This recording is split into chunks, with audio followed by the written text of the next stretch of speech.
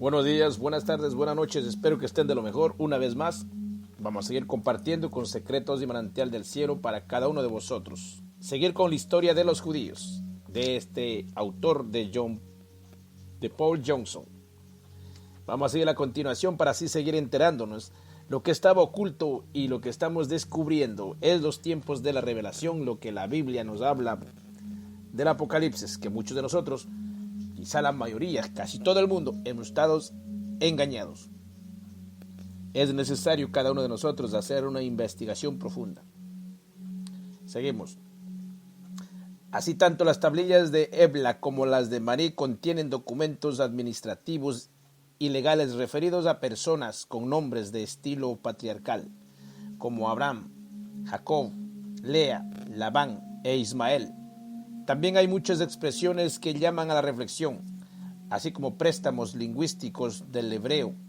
Más aún, estos anónimos litigantes de principios del segundo milenio antes de Cristo afrontaban exactamente el mismo género de dificultades originales en la falta de hijos, el divorcio, la herencia y los derechos de primogenitura, que sus homónimos bíblicos. El desesperado plan de Abraham, dirigido a convertir en heredero a un miembro de un entorno por falta de hijos propios, y su propuesta de adoptar a Eleazar como presunto heredero reflejan las prácticas de Nuzí. Nuzí ofrece también paralelismos preciosos de las relaciones de Abraham con su esposa Sara y de su utilización de la doncella Agar como concubina autorizada en vista de la incapacidad de Sara para darle un hijo, y ciertamente de las lamentables consecuencias domésticas que siguieron. En efecto, los contratos matrimoniales de Nuzí contemplaban específicamente estas contingencias. Una tablilla de Nuzí atestigua la venta del derecho de primogenitura de un hermano mayor a otro menor a cambio de 3 ovejas, exactamente como Esaú transfirió los suyos a Jacob por un plato de lentejas. Una tablilla de Nuzí también presenta un caso de la validez del traspaso oral de la propiedad en la forma de una bendición en el hecho de muerte, lo cual ilumina la notable escena del capítulo 27 del Génesis, en el que Jacob y su madre Rebeca conspiran para engañar al padre de Jacob, es decir, Isaac, y consiguen que al morir lo designe heredero. Lo que resulta quizá más sorprendente, los archivos de Nuzí explican la desconcertante versión bíblica de las relaciones de Jacob con Labán, las cuales, según sabemos ahora, fueron un problema habitual de adopción. Labán, que no tenía heredero, adoptó a Jacob como hijo y también como yerno. Después tuvo hijos propios. Una tablilla de Nuzí dice así: tablilla de adopción de Nashwi, hijo de Asheni, adoptó a Hulu, hijo de Pohishenni. Cuando Nashwi fallezca, Hulu será heredero. Si Nashwi tiene un hijo, dividirá por partes iguales con Hulu. Pero el hijo de Nashwi tomará los dioses de Nashwi. Pero si no hay hijos de Nashwi, entonces Hulu tomará los dioses de Nashwi. Y Nashwi ha dado a su hija Nuhuyá como esposa a Hulu. Y si Hulu toma otra esposa, renuncia a la tierra y las casas de Nashwi. Las tablillas de Nuzí demuestran que los dioses de la familia eran como títulos de propiedad, dotados de valor legal, simbólico. Ahora comprendemos que Raquel robara los terafim de Labán para corregir lo que ella consideraba una cláusula legal injusta. Las tablillas de Marí también proporcionan ejemplos del rito legal de confirmar un acuerdo sacrificando un animal, igual que Abraham confirmó su acuerdo con Dios en el Génesis 15, 9-10. De este modo podemos comenzar a situar a Abraham y sus descendientes en su auténtico contexto histórico, hacia el fin del tercer milenio antes de Cristo. La sociedad civilizada se vio conmovida por las incursiones procedentes del este. Estos invasores provocaron graves dificultades en Egipto y en el Asia poblada. La arqueología revela una quiebra absoluta de la continuidad en ciudades como Ugarit, Biblos, Megiddo, Jericó y la antigua Gaza, signos inequívocos de pillaje y abandono. Estos pueblos que se desplazaron de Mesopotamia hacia el Mediterráneo hablaban lenguas semíticas occidentales, entre las cuales se integra el hebreo. En las tablillas de las inscripciones mesopotámicas se menciona un grupo concreto con el ideograma sánscrito sagaz o como Japirú, Babirú. Las fuentes egipcias de la Edad del Bronce tardío también se refieren a Birú o Jabirú. Con estos términos no se referían a los beduinos o habitantes del desierto, que ya existían entonces, pues usaban un término diferente para designarlos. Jabirú fue al parecer un término despectivo aplicado a las gentes no urbanas, difíciles y destructivas, que se desplazaban en lugar en lugar. No eran tribus de hábitos regulares, que emigrasen periódicamente con los rebaños, según los ciclos de las estaciones, como todavía hoy hacen algunas en regiones del Asia Menor e Irán. Su cultura era superior a la de la mayoría de las tribus del desierto, precisamente porque no era fácil clasificarlas. Desconcertaban e irritaban a las autoridades egipcias conservadoras, que sabían muy bien cómo tratar a los auténticos nómadas. A veces servían como mercenarios, algunos ocupaban empleos en el gobierno, eran servidores o caldereros y buhoneros. Usaban asnos que se desplazaban en caravanas, o eran mercaderes. A veces adquirían considerables riquezas en la forma de rebaños y seguidores. En ese caso, quizá intentaban acercarse, obtener tierras y formar pequeños reinados. Cada grupo de Abirú tenía un jeque o jefe guerrero, que a veces podían desencadenar ataques incluso con 2000 hombres. Cuando se le ofrecía la oportunidad de asentarse y construir viviendas, el líder se autoproclamaba rey, y todos se adherían al gran rey de la región. Fuera de Egipto, una autocracia centralizada de antigüedad inmemorial, ya incluso en el siglo XIX a.C. Ningún rey era poderoso por derecho propio. Hammurabi de Babilonia siempre tenía un séquito de 10 o 15 reyes. Era cuestión de criterio en el caso del monarca regional decidir si permitirá la instalación de reyes Jabirú que se convertían de hecho en feudatarios. Así los rechazaron. El mismo dilema afrontaban los pequeños reyes locales ya instalados, que habían formado parte de una oleada anterior de inmigrantes. Abraham era el jefe de uno de estos grupos, Abirú inmigrantes, un jefe importante, con 318 servidores instruidos que habían nacido en su casa. En el capítulo 12 del Génesis lo vemos tratando con una autoridad importante, es decir, Egipto. En el capítulo 14, él y sus hombres sirven como mercenarios del insignificante rey de Sodoma. Sus relaciones con las autoridades constituidas, grandes o pequeñas, siempre contienen un ingrediente de incomodidad y se caracterizan por los engaños, así como por la repetida ficción de Abraham de que su esposa Sara es su hermana. Ahora sabemos por las tablillas que una esposa con la condición legal de hermana obtenía más protección que una esposa común. Los pastos eran limitados, el agua a menudo escaseaba. Si un grupo de Jabirú prosperaba en su asentamiento, su propia riqueza se convertía en motivo de conflicto. Un presagio casi sobreacogedor de los ulteriores problemas judíos en la diáspora. Génesis 13, 6, 11 muestra a Abraham y a su sobrino Lot obligados a separarse. Ya la tierra no les permitía vivir porque su hacienda se había multiplicado, de modo que no podían vivir juntos. En Génesis 21, 22, 31 se nos muestra a Abraham en Beersheba, enredado en una disputa por los derechos del agua con los hombres de Abimelech, el rey local. La diferencia se resolvió mediante un acuerdo sellado por el sacrificio de un animal.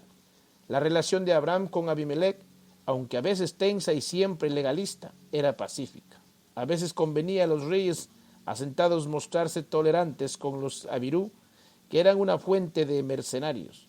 Pero si los extranjeros y viajeros se hacían demasiado numerosos y fuertes, el rey local tenía que pedirles que se marchasen, pues corría el riesgo de verse él mismo desbordado. Así, vemos que Abimelech dice a Isaac, hijo de Abraham, apártate de nuestro lado porque te has hecho mucho más poderoso que nosotros. Todo este material del Génesis relacionado con los problemas de la inmigración, los pozos de agua y los contratos y derechos de primogenitura es fascinante, porque sitúa firmemente a los patriarcas en su contexto histórico y atestigua la gran antigüedad y la autenticidad de la Biblia. Pero está mezclado con otros dos tipos de material que constituyen el verdadero propósito de las narraciones bíblicas: la descripción de individuos, los antepasados del pueblo, en un contexto moral, y lo que es todavía más importante, el origen y desarrollo de su relación colectiva con Dios. La vivacidad y el realismo con que se describe a los patriarcas y sus familias en estos relatos antiguos es quizás el aspecto más notable de la obra y no tiene correlato en la literatura de la antigüedad remota. Hay arquetipos de humanidad como Ismael, y será hombre indómito entre los hombres. Su mano será contra todos, y la mano de todos será contra él. Pero no hay estereotipos, cada personaje emerge con fuerza del texto. Todavía más notable es la atención consagrada a las mujeres, el papel principal que a menudo representan, su vivacidad y su poder emocional. Sara, la esposa de Abraham, es la primera persona histórica a quien se muestra riendo, cuando en la ancianidad se le dice que tendrá el tan ansiado hijo. No lo cree y en cambio rió para sus adentros, y dijo: ahora que estoy pasada, ¿sentiré el placer, y además con mi marido viejo? Génesis 18:12. Su risa es agridulce, melancólica, irónica, incluso cínica. Un anticipo de tantas risas judías a través de los tiempos. Pero cuando nació el hijo, Isaac, Sara dijo: Dios me ha dado de qué reír, todo el que lo oiga se reirá conmigo. Y su risa alegre y triunfal nos comunica su placer a través de 4 milenios. Después está la historia del modo en que Isaac, un hombre gentil y reflexivo, que amaba profundamente a su madre, consiguió una esposa que ocupase el lugar de Sara, la tímida, pero bondadosa y cariñosa Rebeca. Y este es el primer relato de la Biblia que nos conmueve. Aún más emocionante, aunque en rigor no pertenece al periodo de los patriarcas, es el libro de Ruth, que describe el afecto y la devoción de dos mujeres doloridas y solitarias, Noemí y su nuera Ruth. Sus emociones están expresadas tan tierna y fielmente que uno instintivamente cree que una mujer escribió esta descripción. Ciertamente, el Cántico de Débora, que constituye el capítulo 5 del libro de los Jueces, con su multitud de imágenes femeninas y su triunfal reivindicación de la fuerza y el coraje de la mujer, seguramente es la obra lírica de una mujer. Y sin embargo, pruebas internas demuestran claramente que fue una de las primeras partes escritas de la Biblia, y parece que alcanzó más o menos su forma actual, lo sumo alrededor de 1200 a.C. Estos registros iniciales de la Biblia demuestran el papel creador representado por las mujeres en la formación de la sociedad hebrea, en su vigor intelectual y emocional y en su elevada seriedad. Sin embargo, la Biblia primitiva es sobre todo un enunciado teológico, un relato de la relación directa, a menudo íntima, entre los jefes del pueblo y Dios. Aquí el papel representado por Abraham es decisivo. La Biblia lo presenta como el patriarca del pueblo hebreo y el fundador de una nación. También es ejemplo supremo del hombre bueno y justo. Ama la paz. Génesis 13, 8, 9. Aunque también está dispuesto a luchar por sus principios y se muestra magnánimo en la victoria. 14:22 en el Génesis. Es un hombre consagrado a su familia y hospitalario con los forasteros. 18:1. Preocupado por el bienestar de sus semejantes. 18:23. Y sobre todo es un ser temeroso de Dios y obediente al mandato divino. 22:12 y 26:5. Pero no es de un dechado de virtudes. Tiene una personalidad profundamente humana y realista, a veces temerosa, dubitativa, incluso escéptica, aunque en definitiva siempre fiel y dispuesta a cumplir las órdenes de Dios. Si Abraham fue el fundador de la nación hebrea, ¿fue también el fundador de la religión hebrea? En el Génesis parece inaugurar una relación especial de los hebreos con un Dios que es el único omnipotente. No está claro si cabe calificable del primer monoteísta. Podemos desechar los conceptos hegelianos de Wellhausen sobre los judíos, simbolizados en Abraham, que abandonó su primitivo pasado desértico. Abraham es un hombre familiarizado con las ciudades, los conceptos legales complejos y las ideas religiosas que, en su tiempo, constituían la cultura. El gran historiador judío Salo Barón lo percibe como un proto-monoteísta, que llegó de un centro donde floreciente culto a la luna estaba convirtiéndose en una forma rudimentaria de monoteísmo. Los nombres de muchos miembros de su familia, por ejemplo, Sara, Mica, Terak, Labán, estaban asociados con el culto a la luna. En el libro de Josué hay una referencia críptica a los antecesores idólatras de Abraham. Al otro lado del río habitaban antaño vuestros padres, Teraj, padre de Abraham y de Nahor, y servían a otros dioses. El libro de Isaías, que reproduce una antigua tradición por lo demás omitida en la Biblia, dice que Dios rescató a Abraham. Los movimientos de los pueblos semíticos hacia el oeste, sobre el arco del creciente fértil, aparecen generalmente como el resultado de la presión de las fuerzas económicas. Pero es importante advertir que la iniciativa de Abraham fue religiosa. Respondía a un impulso que él creía originado en un Dios grande, ubicuo y todopoderoso. Cabe arguir que, aunque el concepto monoteísta no estaba del todo desarrollado en su mente, Abraham era un hombre que tendía hacia él y que abandonó la sociedad mesopotámica precisamente porque ésta había llegado a un impasse espiritual.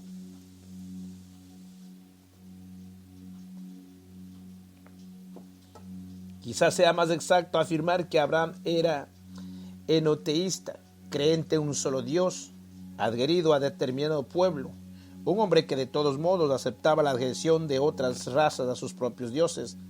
Con esta salvedad, es el fundador de la cultura religiosa hebrea, pues inaugura sus dos características destacadas, la alianza con Dios y la donación de la tierra. El concepto de la alianza es una idea extraordinaria, sin análogo en el Oriente Próximo o Antiguo.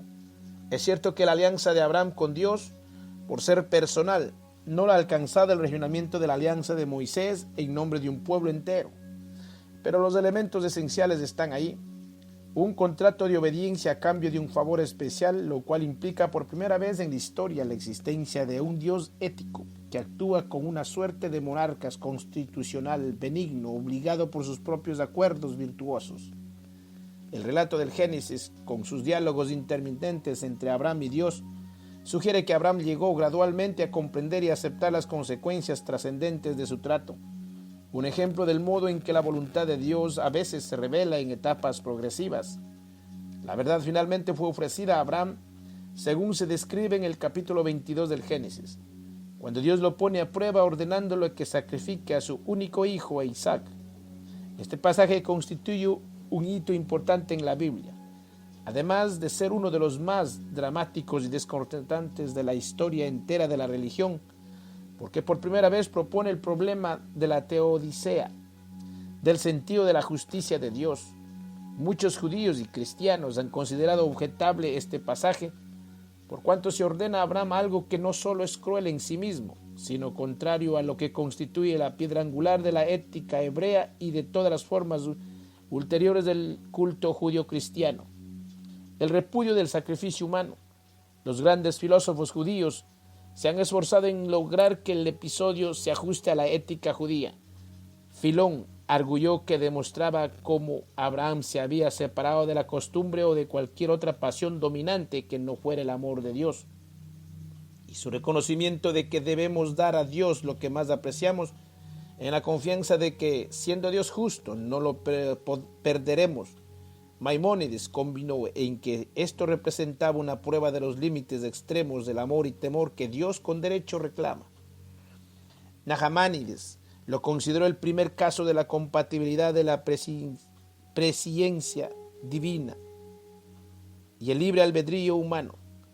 En 1843, Soren Kierkegaard publicó su estudio filosófico sobre este periodo, titulado Temor y Temblor, donde describe a Abraham como a un caballero de la fe, que tiene que renunciar por el bien de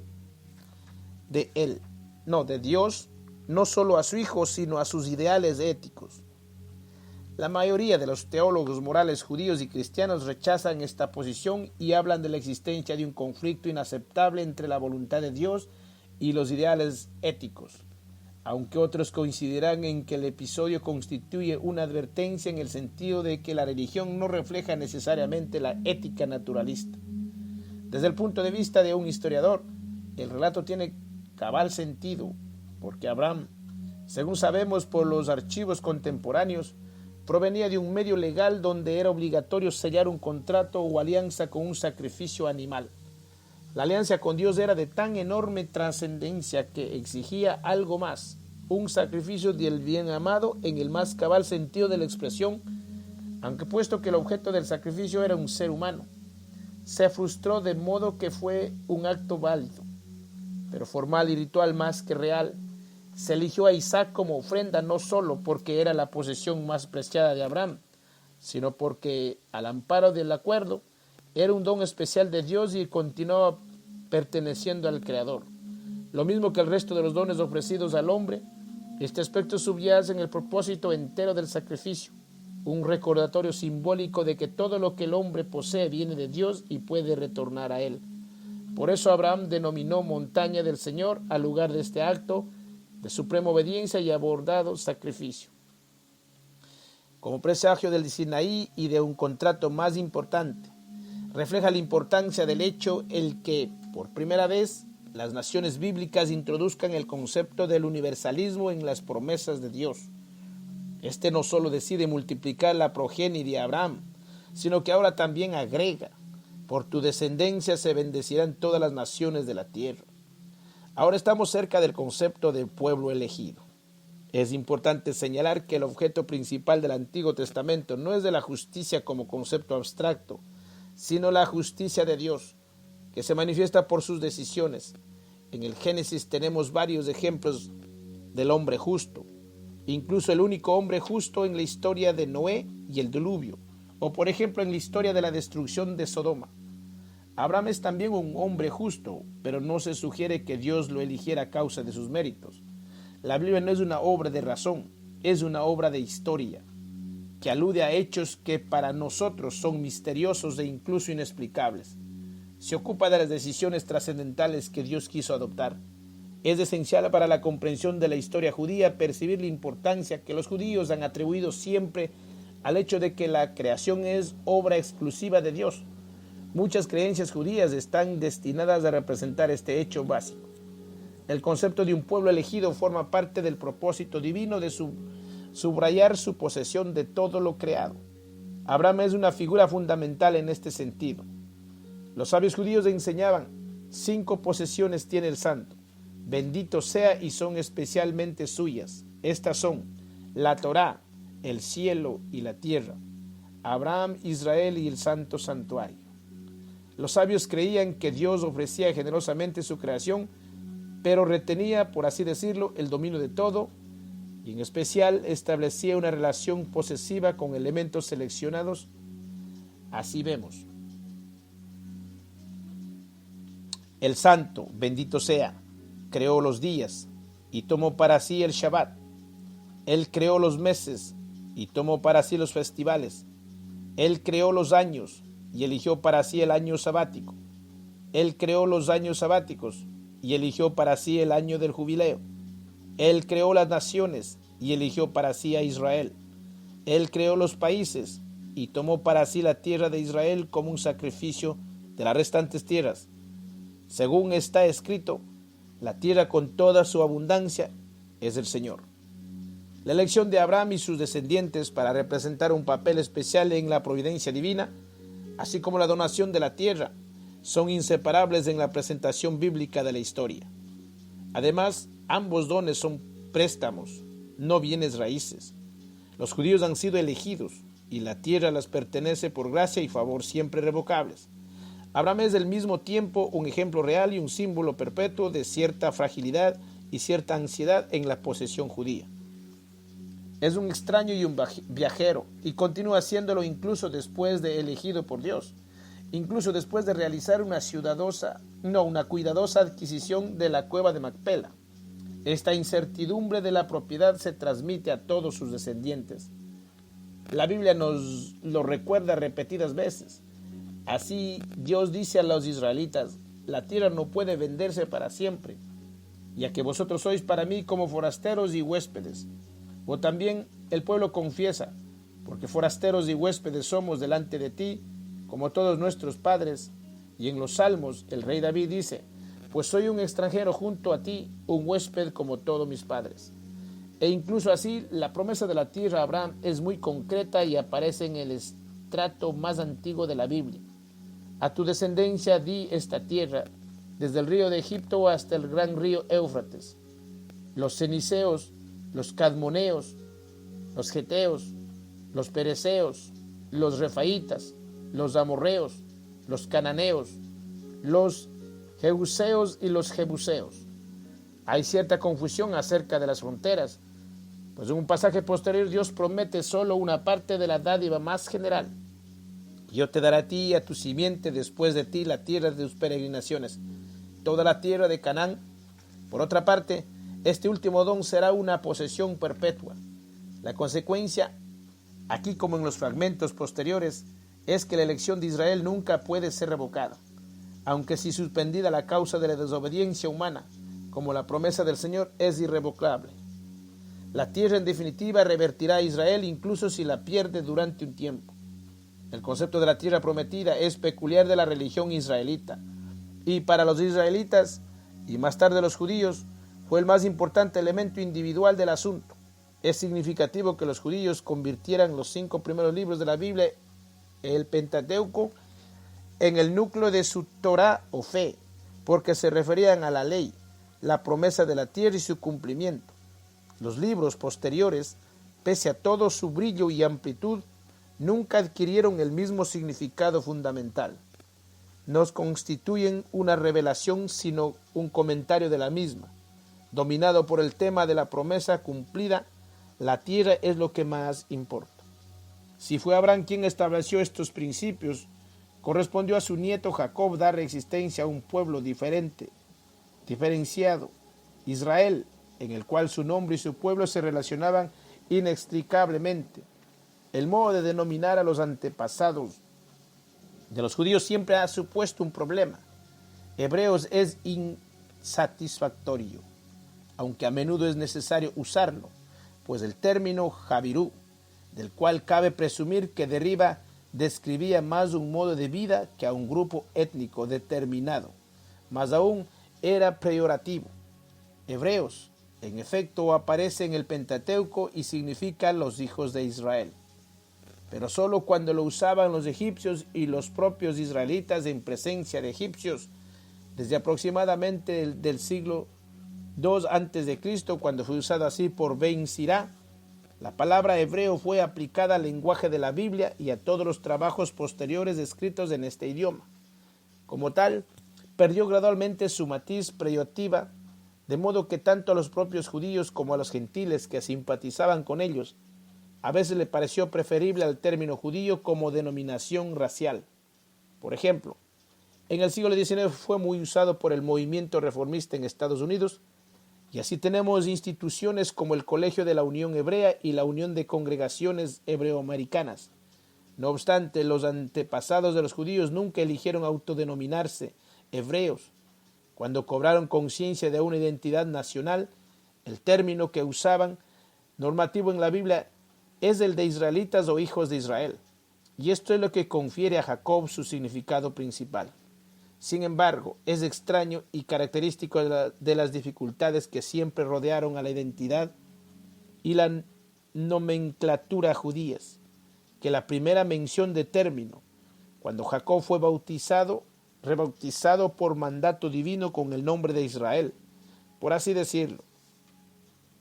El momento en que la nación aparece en lo que es quizá el pasaje más misterioso y oscuro de la Biblia, es decir, la lucha de Jacob con el ángel, que se prolonga toda la noche. El término Israel tal vez signifique el que lucha contra los dioses, el que lucha por Dios, aquel a quien Dios combate o a quien Dios mata. El virtuoso de Dios o Dios es virtuoso. No hay acuerdo, tampoco nadie ha dado una interpretación satisfactoria del significado del incidente. Es evidente que los más antiguos compiladores y copistas de la Biblia tampoco lo entendían. No obstante, lo reconocían como un momento importante de su historia y lejos de adaptarlo de tal modo que se acomodase a su comprensión religiosa. Lo reprodujeron textualmente porque era parte de la Torá y por lo tanto sagrado. En el Génesis se describe muy extensamente la vida de Jacob, que en efecto fue notable. Era muy distinto de su abuelo Abraham, un hombre disimulado, maquiavélico, estratega, más que luchador, manipulador tanto como soñador y visionario. Jacob prosperó mucho y se convirtió en un hombre más acaudalado que Abraham o su padre Isaac. A su tiempo ordenó que la sepultaran junto a las tumbas de sus antepasados, pero antes erigió columnas y construyó altares en una amplia extensión del territorio. Todavía se lo describe como un extranjero en Canaán. A semejanza de su padre, ciertamente, todos sus hijos, excepto el último, llamado Benjamín, parecen haber nacido en Mesopotamia o Siria, pero precisamente en el curso de su vida se cortaron finalmente estos nexos con el este y el norte, y sus seguidores comenzaron a verse vinculados de un modo más o menos permanente con Canaán, de modo que incluso cuando iban a Egipto en periodos de hambre, el mandato divino era que regresaran inexorablemente. En cuanto jefe nacional epónimo, Jacob, Israel fue también el padre de las 12 tribus que en teoría formaban este pueblo. Esas tribus, Rubén, Simeón, Leví, Judas, Isaacar, Zabulón, Benjamín, Dan, Neftalí, Gad, Aser, Efraín y Manases, descendían todas de Jacob y sus hijos, según la tradición bíblica.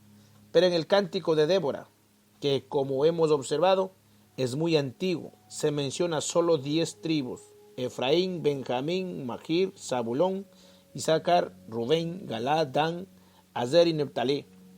El contexto es belicoso y es posible que Simeón, Leví, Judas y Gad no fuesen mencionados por Débora, porque no tenían que intervenir en la lucha. Quizás el número 12 es una convención. Se utiliza el mismo número para los judíos de Ismael, Nahor, Yoctán y Esau. Los grupos de 12 tribus, a veces 6, eran usuales en el Mediterráneo oriental y Asia Menor hacia fines de la Edad de Bronce. Los griegos las llamaban anfictionias, palabra derivada de un término que significa morar en. Quizás el factor unificador no era el linaje común, sino la devoción común a determinado santuario.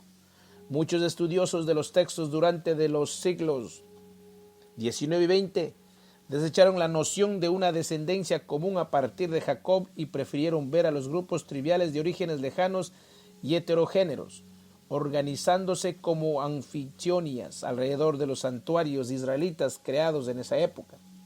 Pero todos estos grupos semíticos occidentales que entraron en Canaán contaban con orígenes comunes y estaban interrelacionados. Compartían recuerdos, tradiciones y antepasados reverenciados. Desentrañar las historias tribales particulares de todos los grupos mencionados en la Biblia sería de una complejidad abrumadora.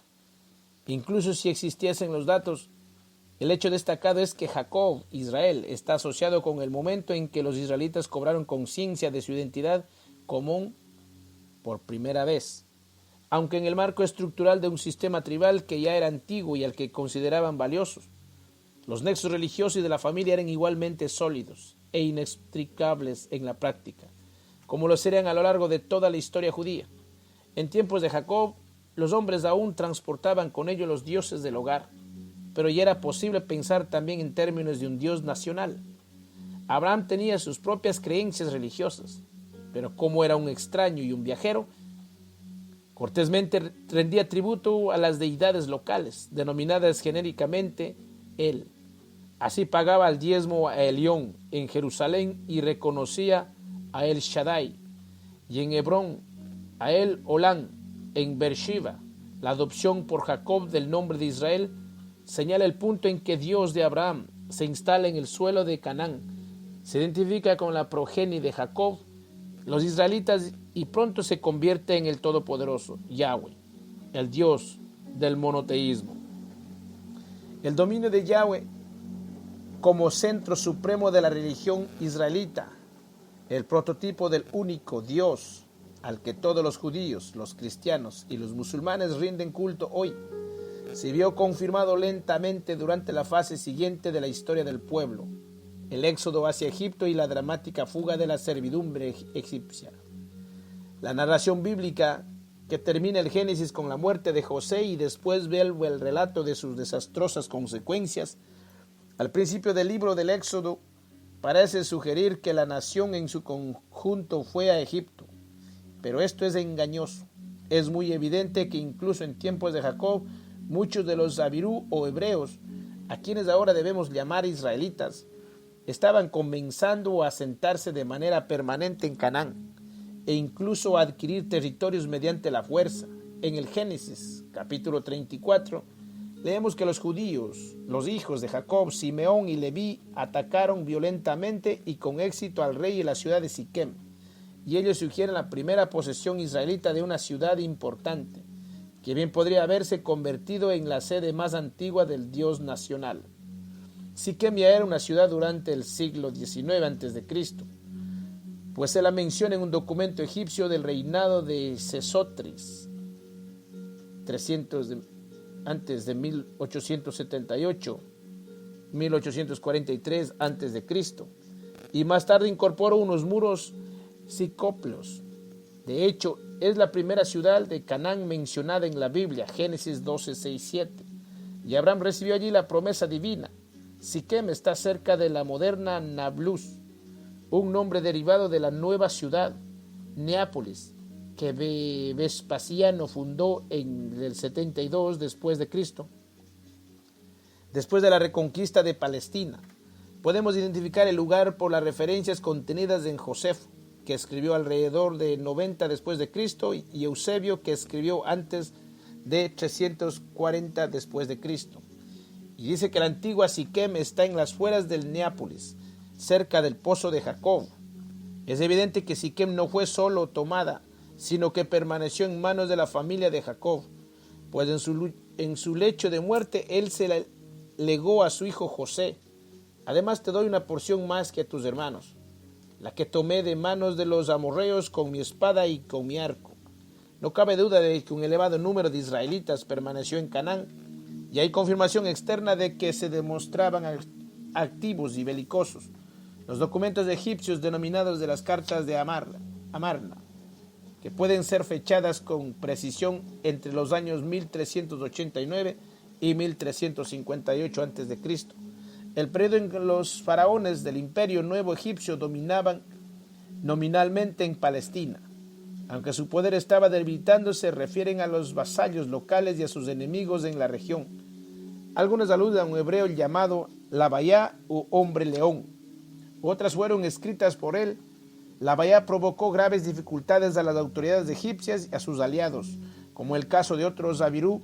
Desde el punto de vista egipcio, controlarlo era difícil y constituía una molestia. Finalmente tuvo muerte violenta durante el reinado del faraón Ajenatón, pero mientras vivió, pudo controlar un pequeño reino alrededor de Siquem, y los hijos heredaron sus posesiones. En realidad, hasta donde sabemos, los israelitas hebreos ejercieron el control de Siquem durante el periodo en que sus hermanos estaban sometidos a los egipcios. No se menciona que la ciudad fuese tomada durante la conquista de Josué, y sin embargo, apenas los invasores israelitas llegaron a las colinas que estaban al norte de Jerusalén, y llevaron a cabo o repitieron la ceremonia de la alianza en Siquem, el lugar donde Abraham la protagonizó por primera vez. La deducción es que ya había estado durante mucho tiempo en manos de personas a quienes ellos reconocían como correligionarios y parientes de Ras. Por lo tanto, en cierto sentido, Siquem fue el primer santuario central y la capital del Canaán israelita. El tema es importante, pues la existencia permanente de una población israelita considerable en Palestina a lo largo del periodo que transcurre entre la llegada original de los abrahamitas y el retorno de Egipto hace que el libro del Éxodo, que sin duda describe solo una parte del pueblo y la conquista narrada en el libro de Josué, sea mucho más verosímil. Los israelitas de Egipto siempre supieron que tenía una patria a la cual retornar, donde residía parte de la población que era su aliada natural, y esa quinta columna en el país hizo a su vez el intento de apoderarse de Canaán. Por la acción de una banda, errabunda fuese una aventura menos descabellada. Así, el viaje a Egipto y Éxodo y a travesía del desierto que siguió implicó solo una parte de la nación israelita. De todos modos, esta fase tuvo importancia fundamental en la evolución de su religión y su cultura ética.